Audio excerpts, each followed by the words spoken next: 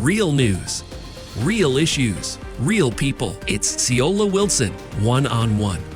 So here we are, back again on set with Miss Debi of SCARS. She's the founding member of SCARS, and you will recall we had a very deep conversation during our first interview some time ago. We've agreed to do it again, timely for the school vacation holiday that starts this week. You may have your child enrolled in a program for the summer. You might be leaving them to their own devices. A lot to think about. I made it a point the last time because I stated up front I had SCARS on my radar for a long time, but once we did the interview, I felt like I needed to go and get certified, which we did on the 21st, which was Tuesday. No, had a few nightmares. So with regards to nightmares, it was reminiscent of being back in that classroom setting and being in school. School's been out for me for a long time. The other thing is, as an old school journalist, one-on-one is my thing. I've never really participated, maybe as self-protest in any of these Zoom conferences. So this was my first Zoom. And it was interesting, being in a room with people and you can chat. I was very interested to see that most of the participants were there as a job requirement. At the end, you guys say if you're in this or that, you can get credits. Yes. Tell me that again, if you're a nurse or teacher or something. Yeah, so if you are in the education field as a teacher, and you are a member of the Bermuda Education Council, you will receive 3 professional development hours for the Darkness to Light Stewards of Children training. If you work in the medical field, you get 3 CEU units, I think it's called, for professional development hours. And the Bermuda Bar Association have extended professional development hours for this training as well to CLE hours for professional development if you're in that profession. So for those people, it's not just 3 hours, I gotta get through so I can get this paper. It's really something you could use while you're building. Yeah, absolutely, in your field. Mm-hmm. It was interesting to me when, in the beginning, and they greet people in the room, most of them were there for that. Like, I was like the only community type regular person there. And I thought that was strange. But when I commented, and shout out to all my Facebook people when I said, just like that, I'm SCARS certified. Another gentleman said when he took the course, there were several people just there for their own concern. But what would you say to the parent? Because there was a point when you do the Q&A, we were asked to say, as an individual, which children are important in your life to protect. And one lady said there's someone, and it made me wonder because as a human, I have small nieces and great nieces and nephews, but as a news reporter, I'm exposed. So I really didn't know what to say. I'm concerned about my immediate, but I'm concerned about the community generally because of the damage I see. But what would you say to a parent? Oh, well, my little Johnny's only 2, and what do I have to worry about? Yeah. What would you say to that parent to get themselves certified? Well, I would say that little 2-year-old is going to become a 4-year-old. And this information that you're going to hear during these 3 hours is really going to equip you to start having that conversation when that little one turns 4. I would also say that, we all know children. I mean, you might have a friend who has children. You might work with children. You might have nieces and nephews, and we want to protect all children. What if you're that one adult who a child discloses that they're being abused? Would you know how to respond to that little child? It could be your godchild, could be a niece or nephew, could be your child's friend. And they feel safe around you to tell you what's happening. It's not only about protecting your own child, it's about recognizing things in other children, but knowing how to respond to it. Then it's this thing, and I mentioned this in our first interview, our own wording when it comes to body parts, safe parts, not so good touching, and bad touching, the word interference. There was a clip when a teacher said the child came to school and said, my daddy ate my cookies last night. But because of the language, they didn't know what she was. I mean, it's so important. It is so important, Ciola, and it was a thing that, it was something I didn't do well enough either. We had pet names for private body parts in our family going back, I'm sure, generations. When you provide children with the right language, they are able to, to be able to express exactly what's going on. I mean, you start thinking about your cookie, who's going to say, well, oh, they're being abused? No one's going to know that what that meant was some oral sex act. You guys spend a lot of time, though, on talking about body safety and break it down for parents in age groups. Like, I mean, it sounds pretty bookish, but like, really, how do you break down this stuff to a 4-year-old? And then you talked about your favorite books. I think Helen was one about 2 boys. Yes. And sexual abuse, and yours was about safe body parts. But I mean, parents don't really talk about that stuff with their children generally, or think they should have to. Yeah, well, it can be uncomfortable. How much is too much information? The most important thing to remember is it must be age appropriate and it must be child friendly. A 4-year-old is not going to understand about sex. They're just not. We have preschool teachers I get out in the community who have told me they've had 4-year-olds come to school and say some sexually explicit things to their schoolmates. Sometimes boys to girls, sometimes that's learned behavior. So we know it's happening. Yeah, we do. But do they really know what they're talking about? They're using words. Do they really know what those words mean at 4 years old? But one thing a child can understand at 4 is that they are so special, and that some of their body parts are indeed private and special. Where the bathing suit is, nobody should touch them where their bathing suit covers, whatever their bathing suit covers. That's a very private and special part. Okay. And it belongs only to them. Okay, but we're both girls, and we're both older women now, but you've seen some of these bathing suits for toddlers. I mean, why would you put your 3-year-old in a phone? Now, what's mama thinking? And I'm not blaming, I'm just saying. I've seen Halloween costumes for children, for little girls to be a stripper, and the costume even has the pearl. And I've seen women buying it. Like, who does that? Sending a message to a child that that's okay, and also sending a message to somebody who is sexually aroused by children, that look at my child, look at her body. I mean, this is a sickness for perpetrators, and by putting your child out there, it gives a reason why a perpetrator will use that visual to do whatever they need to do to make themselves sexually gratified. I mean, we have to be honest about this. Years ago we had, photo albums of our children. We wouldn't take that photo album of our naked child and pass it around our job. But yet social media, it's okay to put naked images and their private body parts of your child. Well, that's a risk because perpetrators are looking for images like that online. That's what they want. It's that visual. It's that, then they have something to really think about when they need to gratify themselves.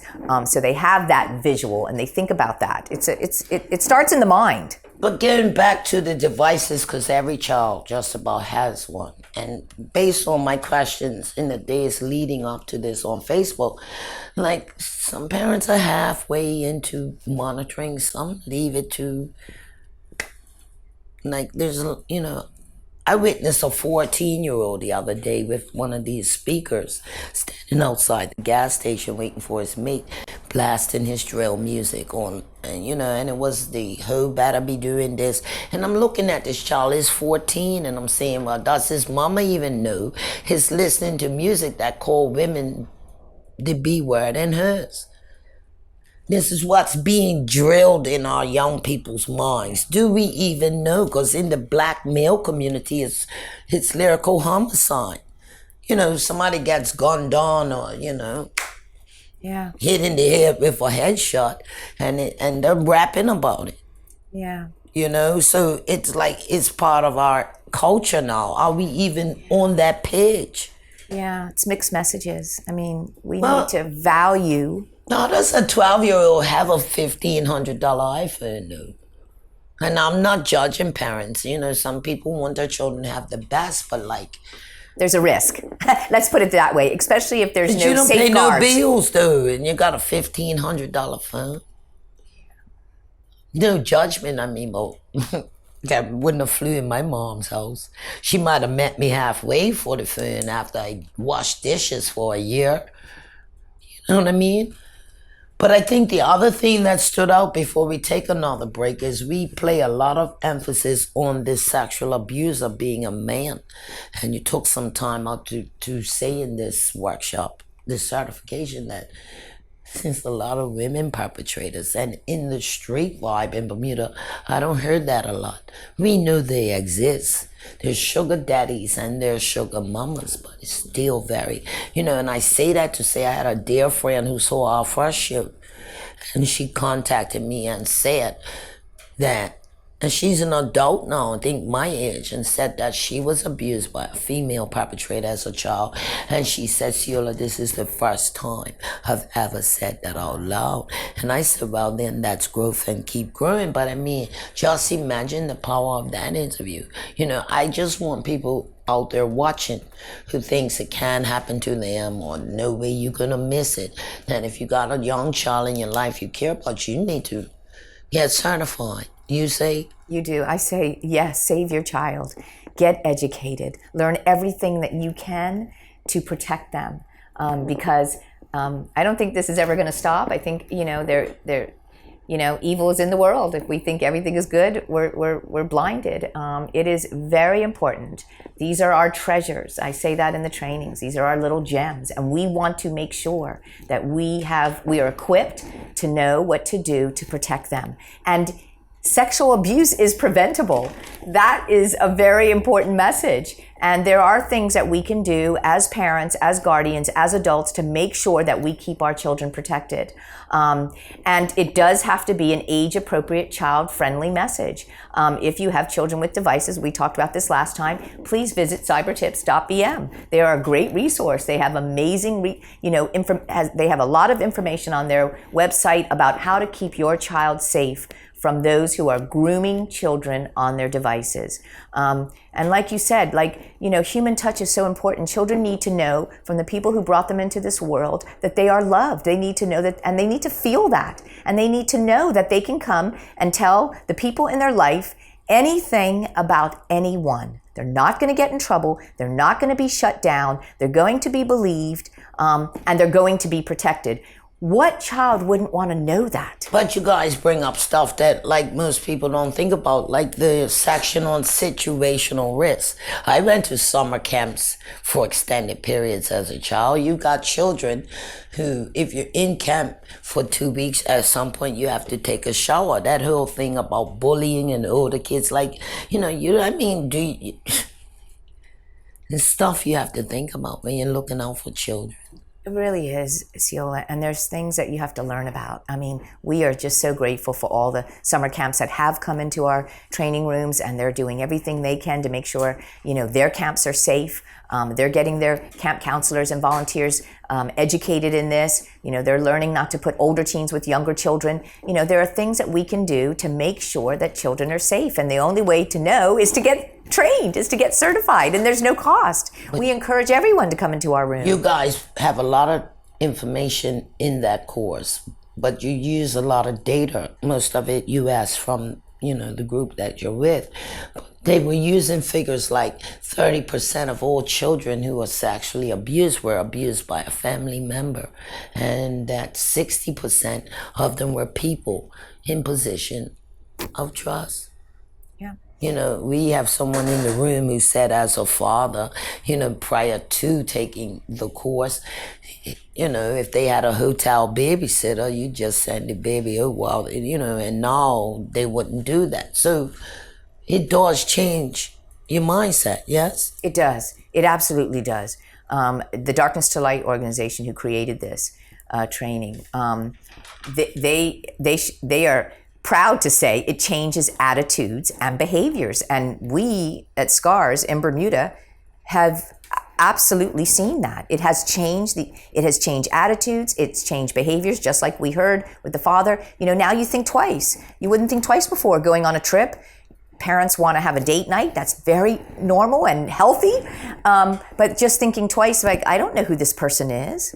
I don't know. And this is where we want our parents to start asking those questions of these hotels and of these organizations. Are the people who are taking care of the children, are they educated in sexual abuse prevention? How do we, I would say to a parent, stop by unexpectedly. Come home a little bit earlier than you expected. Let the person know who's taking care of your children. Just let you know I've already bathed them. There's no need to touch them. But this father said he had at least 3 cameras around the crib. Is that paranoia or prevention? Well, it's a little bit of both. We don't want to be paranoid. I'm not going to ever encourage paranoia, but it could be healthy paranoia. Somebody used that term the other day. But you see some vicious video of babysitters and what they're doing. 100% yes. And I believe as a parent, you have to do whatever it's going to take to help you feel safe and to make sure your children are safe. But I always believe in having that conversation up front and make sure your babysitters are certified in prevention. Let them know up front. This is what I expect. But the course made me think my son, okay, he's going 26. My house was the hangout house because then you can monitor the one. My mom hated that, right? But it was a way. But, when things were happening on social media, I would talk to him and his crew about it. Like when they had sexually explicit video of young girls doing sexual acts with older men, like, well-known people or people who people knew in the community. I talked to them about that. But I didn't monitor his activity. I kind of left it up to everything we put in it. But I mean, yeah, I look back at it now and say, okay, we guys did okay, but did I really do my due diligence? Yeah, and this is a hard question. It is a hard question, and it's difficult. Parenting is so difficult. And there has to be a balance as well because, you also don't want to go on the other side and just not trust anything because that's not healthy either. Not to trust. You want to be able to, as your child gets older, let them know that you do trust them, but also let them know that they can come and share things with you. Engage in conversations with your older teens. If you're watching something that's inappropriate, ask what they think about that. Ask them their opinion every now and then. We talk about that in the training. No, but in today's world, like the days of families eating together are gone. Mom is in one room, child's in the other. Like, yeah. Do parents, what would you say to the parent who says, well, as long as they're on the phone or the game, they don't bother me. I don't need to know what they're doing. What would you say? Because not all children are watching Pornhub at 14. But we know it's happening. So to that parent who doesn't think of it or think it's a big deal, or the mother who says, not my little good boy, who's on social media doing a pack, what do you say to them? Because I think it's big in this community. And I think we don't talk about it. Yeah, I think it's big in every community. I think, pornography is a real problem. And it's always been there, but it's really much easier. We had a police officer who was charged with having porn on his police computer, and there was no laws on our books to deal with it. So what are you talking about? You know what I mean? We're not up to speed in terms of... Yeah, I just think that, it's so important to establish a good relationship with your child. Years ago, we couldn't talk about sex. We couldn't even call a penis a penis. I mean, it was just so uncomfortable. There was so much shame around this topic. And I think, the most important thing, and I wish I knew, then what I know now, because, there were things I wasn't comfortable with this topic either, Ciola. I mean, we have to get past that. We have to, engage in conversations with our children. You'll see the real difference. And Helen, who I work with, my wonderful colleague, she'll tell you the difference in talking to a child who when she didn't have this information and having that conversation, establishing those conversations, compared to the child who after being on the journey with scars then started that conversation, and see the difference where they're comfortable talking about this topic. But if you never had this conversation when they were young, it's going to be really hard at 18 to start talking to your child about that. But what you could say is, or even 14, say, hey, listen, I did this training. I was never comfortable about this topic before, but I think you and I need to sit down and have a conversation because we never did before, and I really want to get past this, this topic that has been very uncomfortable in the past, and I want to really have a conversation with you. But there were two women in those films who talked about the anger and acting out after they had been abused. And, they talked about being misdiagnosed for ADHD. And one lady said at one point that everybody just thought I was a psycho kid. But really they were acting out because of abuse. We see that a lot. Yeah. So this sort of makes you recognize that. But what about all the kids who are getting misdiagnosed? Yeah, I mean, ADHD... being jacked up with Ritalin and really is something else wrong. Yeah, and that's why it's better to just rule it out first before we medicate, I think, and go to, really get a proper diagnosis and make sure there's nothing else going on with that child. Okay. When we come back, we'll talk about what it is you would need to do to recognize, or once you find out something's going on, how to handle it. Get the facts first, don't freak out. It's very sensitive. We'll be back.